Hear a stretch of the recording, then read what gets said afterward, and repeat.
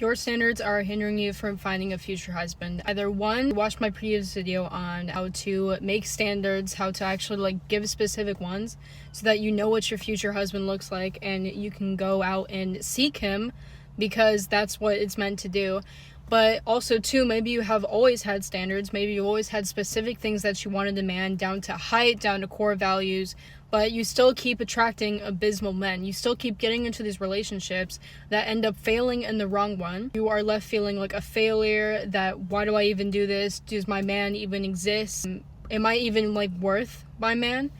But if you do these things I'm about to tell you about, your standards are going to become your greatest asset. Really quickly, hi, my name is Samantha. I'm 19. I'm married to my dream man, and I did that all through the things that I'm about to show you in these videos.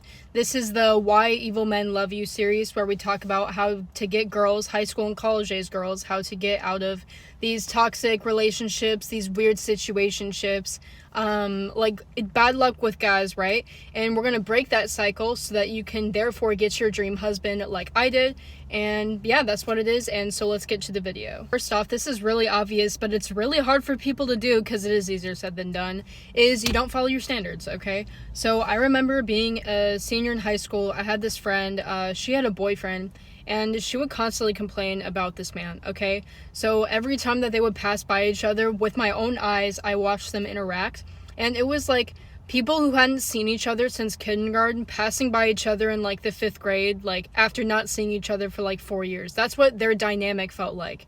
Literally, the guy was like, hey, and she was like, hey, and their feet were completely other directions, and there was a weird awkward moment where they stared at each other and then they just parted ways. It was really weird. Again, she would just complain about it constantly, about how he wasn't hanging out with her, how it didn't seem like he liked her or anything like that, but they were boyfriend and girlfriend. And I would ask her, I would be like, how many times have you hung out with this guy? And she would always be like, oh, we've never hung out or never kissed. We're just boyfriend and girlfriend. Mind you, we are seniors in high school. And I remember we were at the lunch table, and at this point I was starting to learn all the things that I knew now, at least a little bit. I still had my issues, which in future videos I will definitely be mentioning my things, right? But I remember I asked this girl, I was like, hey, what are your standards for men before you actually met him? And she was like, oh my god, I have a whole bunch. She literally pulls out a list on her phone. We scroll through it. Bro scored a 4 out of 20 of those things that she had. And those things were descriptive. They were even just semi-descriptive, and he still failed the test, okay?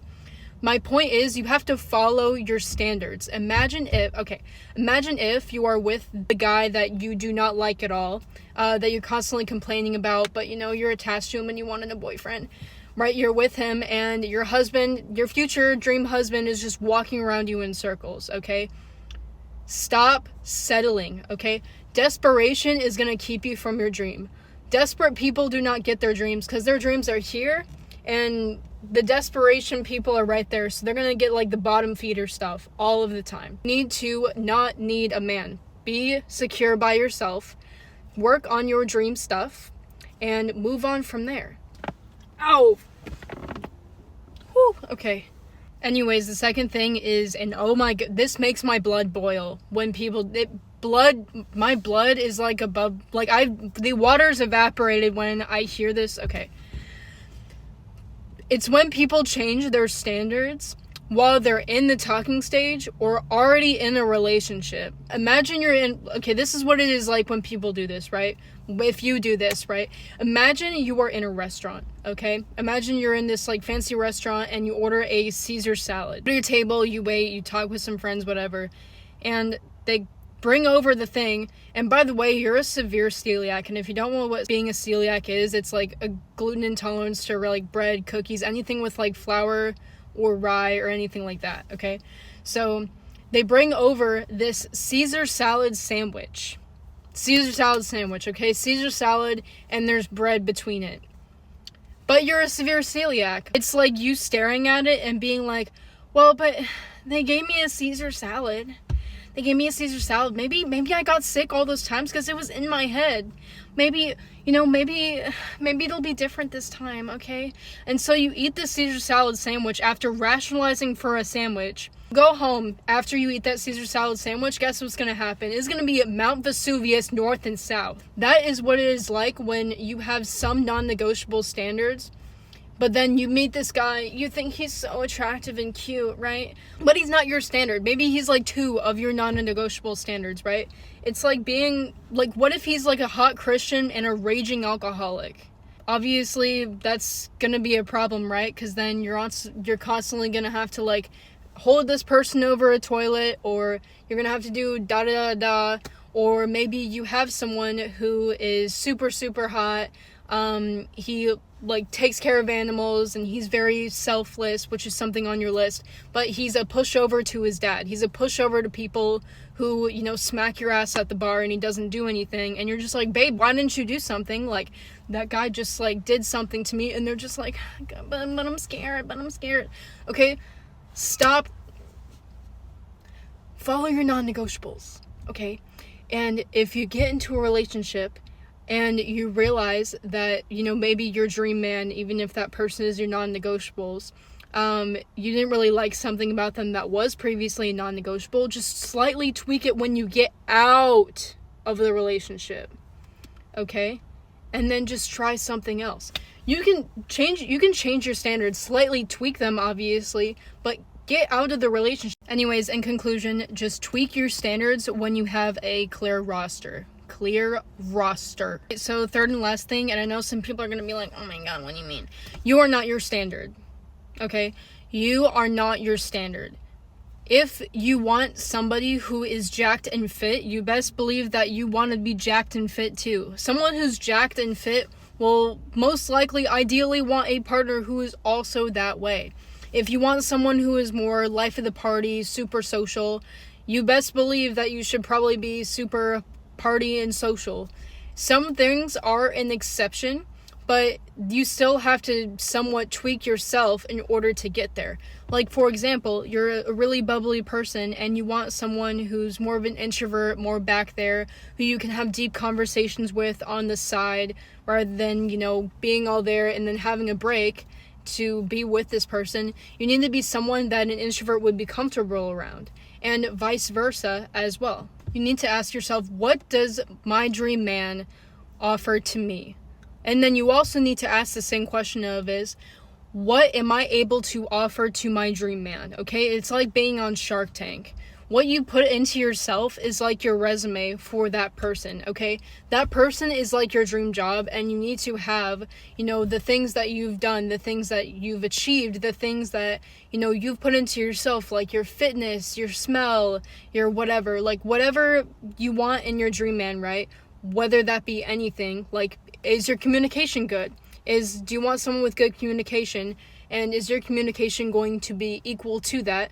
Or are you going to like scream, get angry, and then that person's going to be aggravated with you and then not want to have anything to do with you? That's the way that you need to think. It does not make you any less of a person if you are not the things that you are on your dream man's list. But that's the value of being by yourself, not dating anybody, going through life, but then also simultaneously working on yourself so that when that dream man finally comes into your orbit, you are ready. Mainly, they are more attracted into your orbit when you are ready. Who are you to like go around dating this person and dating that person and dating that person when you're delaying what you truly wanted all along, okay? Life is short.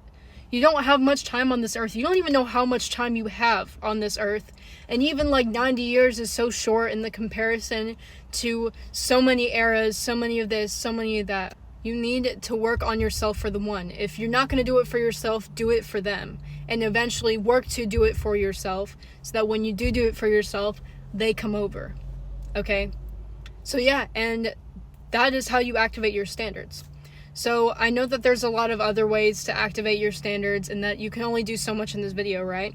But I also make other videos on how to further unlock the ways to get your dream man, because these 2 videos that I've created, the ones that I just explained now, won't get you all the way there, okay? You still have some things about yourself, maybe, that we talk about in other videos so that we can work through it together, okay? And I really wish I had someone to do that with, because I too was in that situation of a lot of things. I say all this because 3-4 years ago, I was a horrifically angry person over all of these things that I talk about, okay? I was in a very bad situation when it came to that, and I'm out of it now, and I'm with my dream husband, and I imagine, like, someone like me, right? Someone in kind of my same situation, or in some other situation that's similar. Like, I imagine that person, and I'm just like, well, that person needs to hear it too, because obviously, like, I was able to get out of all of this. I was able to get my dream husband, and I'm married to, like, the best man ever. Why would I withhold that advice from somebody, right? So, yeah, that's why I make these videos. And I'm gonna be making, like, some more in the future, weekly. And again, just thank you so much for watching my videos, if you've hopped on already. And, yeah. I'm gonna go watch Wicked for good. I really do hope it's good, because I don't like musicals, and I really like the musical Wicked, so I was just like, I'm gonna go watch it. So yeah, again, thank you so much, and bye bye.